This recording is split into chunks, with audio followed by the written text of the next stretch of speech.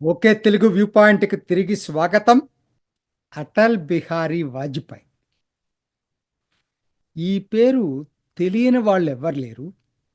కాకపోతే కొత్త తరం వాళ్ళకి ఆయన ప్రధానమంత్రిగా తెలుసు. మాలాంటి పాత తరం వాళ్ళకి అసలు జనాల్ని ఉర్రూతలొగించిన వాడిగా తెలుసు. గుంటూరులో నేను చదువుకున్న రోజుల్లోనే ఆయన ప్రసంగం విని ఎంతో ఉత్తేజితం చెందాం. అప్పటికి నాకు బీజేపీ, భారతీయ జనసంఘ్ అప్పుడు ఆ అభిప్రాయాలతో నేను ఏకీభవించలేదు. కానీ వాజ్పేయి ప్రసంగం మాత్రం బ్రహ్మాండంగా ఆకట్టుకుంది. అంతటి వక్త. అది హిందీ కావచ్చు, తెలుగు కావచ్చు. హిందీలో అయితే అసలు కవితలైతే ఏ విధంగా పొంగి పొర్లుతుంటాయో చెప్పలేం. రేరెస్ట్ ఆఫ్ రేర్ అటువంటి వక్తలు భారత్‌లో. పార్లమెంట్‌లో ఆయన మాట, ఆయన ప్రసంగం కోసం ఎంతోమంది ఎదురు చూస్తుంటారు. అదొక మరపురాని మధురానుభూతి ఆయన ప్రసంగాలు పార్లమెంట్‌లో. అంతటి గొప్ప పేరున్నటువంటి వ్యక్తి అటల్ బిహారీ వాజ్‌పేయి. అది నిన్నటి మాట. మరి ఇప్పుడు మరో వాజ్‌పేయి ఉత్తరాదిన ఆవిర్భవించాడా? ఇది నేటి మాట. ఎందుకు ఈ మాట చెప్తున్నానంటే, నిన్న మొన్న రాజ్యసభలో మినిస్ట్రీ ఆఫ్ హోమ్ అఫైర్స్ మీద చేసిన ప్రసంగం విన్న తర్వాత ఎవరికైనా పాత తరం వాళ్ళకి వెంటనే గుర్తుకొచ్చేది వాజ్పేయికి మరో రూపం ప్రతిరూపంగా గుర్తుకొస్తున్నాడు. ఇది నేను ఏదో ఎగ్జాజరేట్ చేయటానికి చెప్పలేదు. నేను అప్పటి ప్రసంగాలు జాగ్రత్తగా ఫాలో అయ్యాను. ఈనాటి ఈ ప్రసంగాలు గూడా జాగ్రత్తగా ఫాలో అయ్యి చెప్తున్నా. అది ఆయన టీవీ దీంట్లోకొచ్చినా, పార్లమెంట్‌లో మాట్లాడినా, అది హిందీ అయినా, ఇంగ్లీష్ అయినా, ఏదైనా కూడా కవితలు, షాయరీలు అవలీలగా దొర్లుతా ఉంటాయి. ఆనాటి వాజ్పేయిలో, ఈనాటి ఈ వక్తలో కూడా. గణాంకాలైతే ఇంకా ఒక విధంగా వాజ్పేయి గణాంకాల విషయంలో అంత ఎక్స్‌పర్ట్ అని నేను అనుకోను. ఈయనైతే గణాంకాలైతే నోటి మీద దొర్లుతా ఉంటాయండి. సందర్భాన్ని బట్టి సమయానుకూలంగా ఏ గణాంకాలు కావాలో ప్రభుత్వ గణాంకాలు అప్పటికప్పుడు అలా చెప్తా వెళ్ళిపోతా ఉంటాడు. విశేషం ఏంటంటే ఇప్పుడు వస్తాను ఈ నేతని గురించి. ఈ నేత వాజ్పేయిలాగా లక్నో నుంచే. కాకపోతే వాజ్పేయిది కర్మభూమి లక్నో. ఈయనది జన్మభూమి లక్నో. అది తేడా. 54 సంవత్సరాల వయసులో అద్భుత ప్రసంగాలతో ఆకట్టుకుంటున్నాడు. నాకు అనిపిస్తా ఉంది వచ్చేటువంటి 10 సంవత్సరాల్లో బీజేపీలో అత్యున్నత స్థానానికి ఎదిగే ఒక ముఖ్య నాయకుడు కాబోతున్నాడు. ఏంటసలు ఈయన ఒక్కసారి బయోడేటా చూస్తే ఈయన డాక్టరేట్ మెకానికల్ ఇంజినీరింగ్ మామూలు కాదు.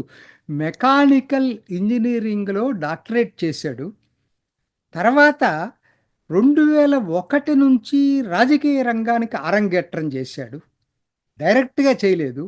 ఇన్ఫార్మల్ ఇన్ఫర్మేషన్ అడ్వైజర్‌గా అప్పటి ముఖ్యమంత్రికున్నాడు. నేను అనుకోవటం రాజ్‌నాథ్ సింగ్ 2001లో. అప్పటి ముఖ్యమంత్రికి ఇన్ఫార్మల్ అడ్వైజర్‌గా ఉన్నాడు. ఇన్ఫర్మేషన్ అడ్వైజర్‌గా. ఆ తర్వాత రాజ్‌నాథ్ సింగ్ భారత బీజేపీ జాతీయ అధ్యక్షుడైన తర్వాత ఆయనకు పొలిటికల్ అడ్వైజర్‌గా పనిచేశాడు. ఆ తర్వాత 2016 నుంచి బీజేపీకి అధికార ప్రతినిధిగా ఉన్నాడు. ఎక్కువ మనం హిందీ ఛానళ్ళయితే ప్రతిరోజు చూస్తాం.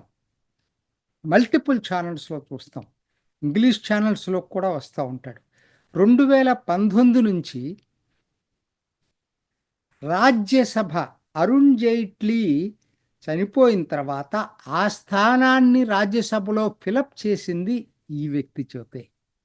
నిజంగా చెప్పాలంటే he is a mix of both Vajpayee and Arun Jaitley.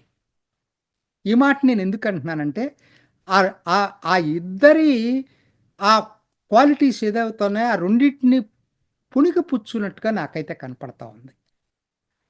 తను ఎంత సందర్భానుసారంగా టీవీల్లో అవతల వాళ్ళు తను మాట్లాడితే కాదనలేని పరిస్థితిలో గణాంకాలు చెప్పగలడు. అద్భుతమైన వక్త. ఇప్పటికే తెలిసి ఉంటుంది నేను ఎవరిని గురించి చెప్తున్నాను. డాక్టర్ సుధాంశు త్రివేది. అద్భుతం. నిన్న రాజ్యసభలో మినిస్టర్ ఆఫ్ హోమ్ అఫైర్స్ మీద ముందు రోజు మాట్లాడాడు. మరలా గ్యాప్ ఇచ్చి మళ్ళా ఇవాళ జరిగిన తర్వాత ఇవాళ కూడా మాట్లాడాడు. అమిత్ షా సమాధానం చెప్పకముందే ఈరోజు స్టార్టింగ్ 12 గంటలకు ఆయన చేతనే మొదలైంది. అద్భుతమైన వక్తగా నాకు అనిపిస్తున్నాడు. అసలు ఆయన మాట్లాడిన పద్ధతి చూసేటట్టయితే నాకు పాత వాజ్పేయిని చూసినంతగా చాలా ముచ్చటేసింది. బీజేపీ కొత్త తరం నాయకుల్లో ఒకటిగా రాబోతున్నాడు డాక్టర్ సుధాంశు త్రివేది. కాకపోతే ఏంటంటే నాకున్నటువంటి డౌట్ అల్లా ఒక్కటే, వాజ్పేయి ప్రజానాయకుడు, లోక్సభకి ప్రత్యక్షంగా ఎన్నికైన వ్యక్తి. డాక్టర్ సుధాంశు త్రివేదికి లేనిది అదొక్కటే. ఆయన మేధావి, రాజ్యసభ ద్వారా ఎన్నికవుతున్నాడు. కానీ పార్లమెంట్లో మాట్లాడే విధానం అయితే వాజ్పేయి పద్ధతిలోనే ఉంది. కానీ ఒక ముఖ్య నాయకుడిగా ఎదగాలంటే మాత్రం ఖచ్చితంగా బీజేపీలో లోక్సభ నుంచి కనుక ఎన్నికయ్యేటట్టయితే మాత్రం తనకి మంచి భవిష్యత్తు ఉండబోతుంది. లేకపోయినా ఉన్నవాళ్ళు ఉన్నారు ఇవాళ రాజ్యసభలో. చాలా అరుణ్ జైట్లీ మరి రాజ్యసభ నుంచే ఎన్నికవుతా వచ్చాడు. కానీ అలా కాకుండా ఈయన అంతకన్నా పై స్థాయికి వెళ్ళాలనుకుంటే మాత్రం లోక్సభకి ఇప్పుడు డాక్టర్ సంబిత్ పాత్ర ఏం చేశాడు, లోక్సభకి వెళ్ళి పోటీ చేయటం జరిగింది. ఈయన కూడా అలా చేస్తే ఇంకా బాగుంటుందేమో అని నాకు అనిపిస్తుంది. ఏది ఏమైనా డాక్టర్ సుధాంశు త్రివేది బీజేపీ కొత్త తరాన్ని ఎంకరేజ్ చేస్తుందనడానికి ప్రత్యక్ష ఉదాహరణ డాక్టర్ సుధాంశు త్రివేది. ఇటువంటి వాళ్ళు చాలామంది ఉన్నారు. వీళ్ళు భావి తరపు బీజేపీ నాయకులుగా ఎదుగుతున్నారు. అందుట్లో డాక్టర్ సుధాంశు త్రివేది అద్భుతమైన నాయకుడుగా నాకు అనిపిస్తూ ఉన్నాడు. ఇది ఈనాటి ఓకే తెలుగు వ్యూ పాయింట్. మరొక ఎపిసోడ్లో మళ్ళీ కలుసుకుందాం. నమస్తే. చూసారు కదండి. మరి ఈ వీడియో కనుక మీకు నచ్చినట్లయితే ఒక లైక్ కొట్టేసి మీ అభిప్రాయాన్ని కూడా కామెంట్ బాక్స్లో తెలియజేస్తూ ఇలాంటి ఇంట్రెస్టింగ్ అప్డేట్స్ కోసం మా ఛానల్ని సబ్స్క్రైబ్ చేసుకోండి.